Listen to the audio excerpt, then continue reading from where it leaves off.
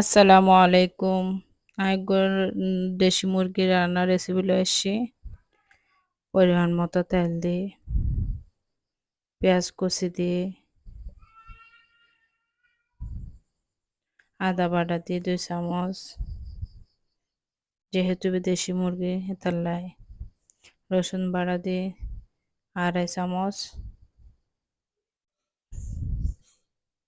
Tomato দিয়ে পেঁয়াজ কলি দিয়ে, কাঁচামরিচ দিয়ে ব্যাগে মিশিয়ে হাঁসালের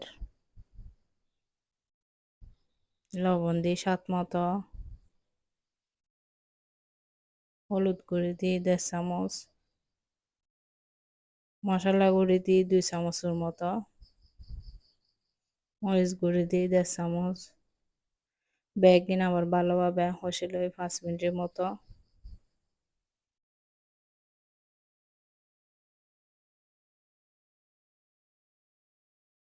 ভালোভাবে কষাই লই।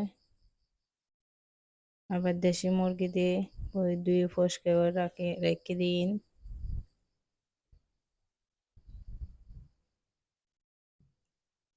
দিয়ে ব্যাগিন আবার নাড়াচাড়া করে কষাই লই। এখনো পর্যন্ত কাঁচা পানি ন দিই।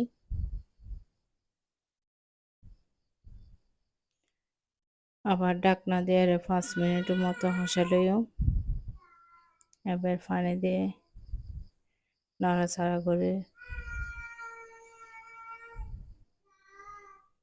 আর ঢাকনা দিয়ে ২০ মিনিটের মতো সিদ্ধ করে লয়। সিদ্ধ করানোর পরে দেশি আলু দিয়ে আড়ে ২ ফসকে করে রেখে দিন।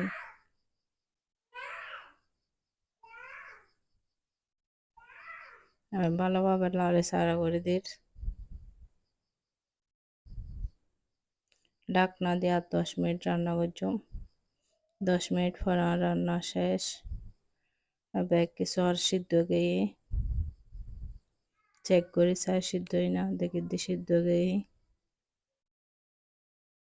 আলুও সিদ্ধ গিয়ে ধনেপাতা কুচি দিয়ে নামালেও। রান্নায় নতুন নতুন রান্না দেখতে কত না সুন্দর। নতুন নতুন রান্না খেতে আর চ্যানেল সাবস্ক্রাইব করছেন।